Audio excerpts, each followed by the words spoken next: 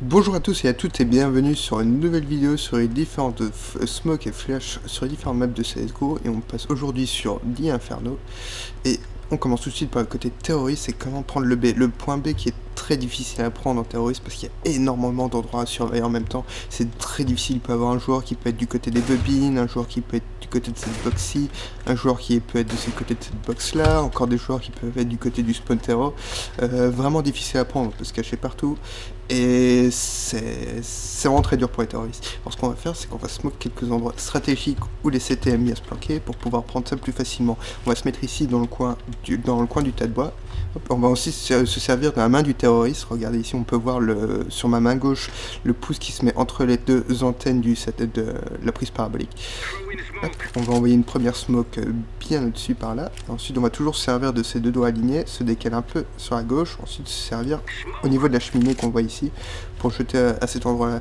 Et les deux endroits que ça va smoke, c'est respectivement du côté de la bobine qui va totalement être masqué, ensuite du côté du spawn CT qui va être totalement masqué, qui va rendre qui va réduire à néant les possibilités de vous arrêter du côté des contre-terroristes. Donc une fois que vous avez ça, vous pouvez facilement prendre le point, vous occuper du joueur qui est ici, planté, ensuite vous nettoyer les ruines. On va maintenant s'intéresser au point A où il y a aussi énormément de smoke à faire. Passer par ici, hop, arriver dans cette petite ruelle, et ici ce mur de lierre va vous servir de base à faire la plupart des smokes A. Vous mettez dos au mur et ensuite vous voyez cette fenêtre qui est ici, vous allez vous en servir pour l'aligner derrière le mur jusqu'à ce que vous la voyez plus, ça veut dire que vous n'êtes pas au bon endroit. Ensuite vous vous servez de la grande tour, voilà, le long de cette grande tour, vous avez la smoke ici. La deuxième, vous vous servez de la box électrique et jetez un peu raté, un peu plus au-dessus. Décidément, il faut la faire bien au moment où on saute. Voilà, sinon on ne l'envoie pas assez haut. Voilà, et donc le premier endroit qui sera smoke, c'est l'arche, et le deuxième, ce sera la biblio, ce qui va vous permettre de totalement gêner les joueurs qui reviendraient de B pour essayer de vous empêcher de prendre le A. Et vous allez pouvoir ici passer facilement en A, et facilement nettoyer le site pour pouvoir planter la bombe. Un autre endroit que vous essayez de nettoyer pour vos alliés, c'est la fin de l'appartement. L'appartement aussi, il y a énormément d'endroits d'où les CT peuvent vous attendre. Vous essayez de sortir par ici. On va voir, il peut y avoir des joueurs sur le site, des joueurs plus en profondeur là-bas du côté, le joueur arche qui peut être là-bas, il peut y avoir le joueur ici, bac à sable, qui peut aussi vous ennuyer. Donc on va toujours se remettre à l'endroit que je viens de montrer. Oups, ce n'est pas ça. Voici ici. On va toujours s'aligner derrière ce mur-ci et toujours se servir de cette fenêtre, mais ici on va décaler un peu différemment pour qu'on puisse toujours un peu la voir. Hop, et on va aussi se servir de cette fenêtre. Hop, on se met bien au milieu, bien ici. Et on jette la première smoke et la deuxième, on l'envoie un peu plus à droite. Et si tout se passe bien, il y en a une qui sera sur le camion. Voilà, une qui est sur le camion, il va totalement bloquer les joueurs ici. Et l'autre qui va couvrir le bac à sable. Est-ce que ça va vous permettre de... Ce que ça va bloquer, c'est les joueurs qui joueraient spawn A, ou enfin BPA, ou les joueurs qui joueraient plutôt biblio et arche. Et ça va permettre de rendre beaucoup plus safe la prise du bac à sable, parce que les joueurs n'ont pas à s'inquiéter d'avoir des joueurs sur la gauche, donc ils peuvent directement checker s'il n'y a pas un joueur ici et ensuite s'occuper du joueur bac à sable. Et après vous avez le point tranquille, vous pouvez planter et espérer gagner. Et voilà qui conclut les smokes terroristes. Enfin, il y en a énormément, il y en a vraiment beaucoup de possibilités de smoke sur cette map. On peut aussi par exemple smoke ici, vous pouvez essayer de lancer une smoke ici, ainsi vous pouvez passer plus facilement en A, vous êtes sûr qu'il n'y aura pas un joueur du côté de l'appartement pour vous gêner, même si c'est une place qui est moins fréquemment prise à 55.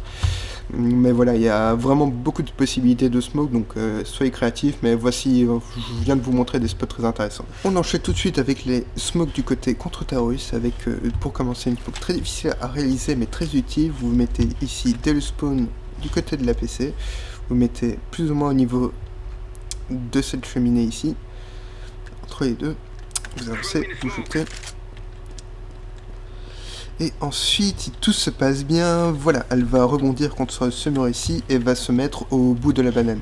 Et ce que va permettre cette smoke, c'est de jouer votre joueur CT qui va jouer banane, il va pouvoir beaucoup plus avancer.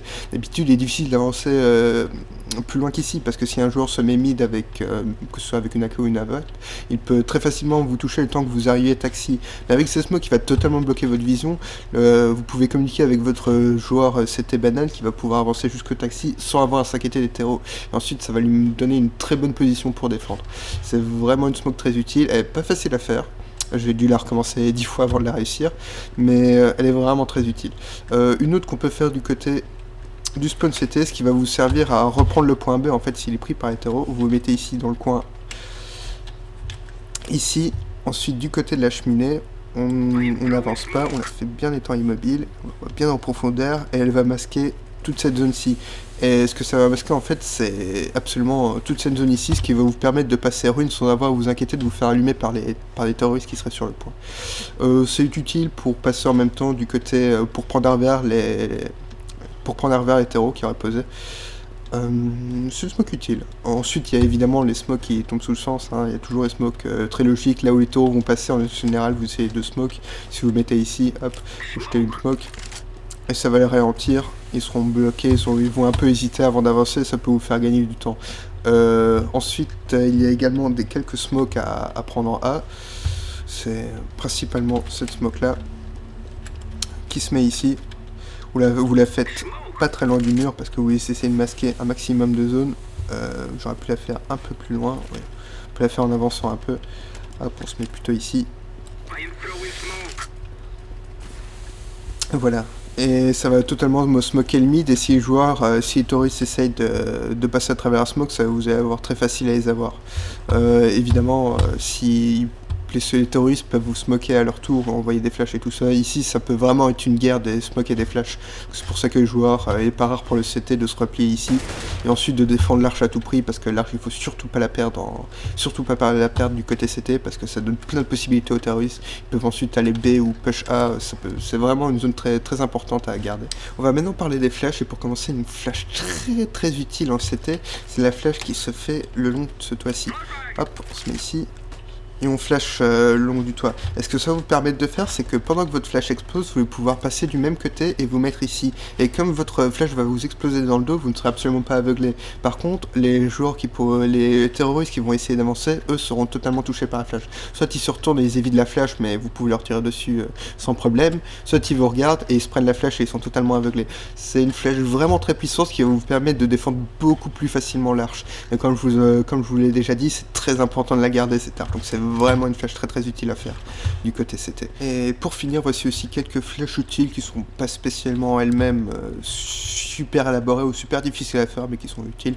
Par exemple, on peut flash par-dessus ce toit-ci pour flash le B, c'est très facile pendant que quelqu'un prend le B par ici. Vous l'aidez en flashant par au-dessus. Vous pouvez faire la même chose en mid. Essayer de flash pour pouvoir rendre plus safe votre push. Mais là encore, voilà, c'est des flashs qui sont très évidentes. Vous essayez de flasher ici au cas où il y aura un joueur dans le dos. Si vous n'avez pas smoke, vous pouvez soit smoke, soit flash. Parce que le problème de cette map, c'est qu'en fait, il y a tellement de bons spots à smoke qu'avec seulement 5 smokes dans votre équipe, vous y arriverez jamais. Surtout qu'il y a des joueurs qui doivent avancer aussi. Donc vous pourrez jamais avoir plus de 2 ou 3 joueurs qui vont lancer des smokes. Donc à un moment, vous allez arriver à court et vous allez devoir vous utilisez vos flashs. Donc c'est toujours très utile d'envoyer des flashs sur divers endroits où vous n'avez pas pu smoke, genre ici, par ici. Vous pouvez aussi envoyer de l'autre côté par là. Si vous n'avez pas le temps de flash du côté de l'arche.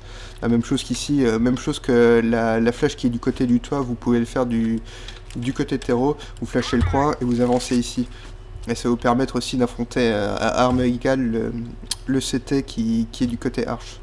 Parce que le CT va essayer en général, vraiment en dernier recours de se replier. Évidemment, il va pas sacrifier inutilement, mais il essaie vraiment de se battre jusqu'au bout, ce CT ici.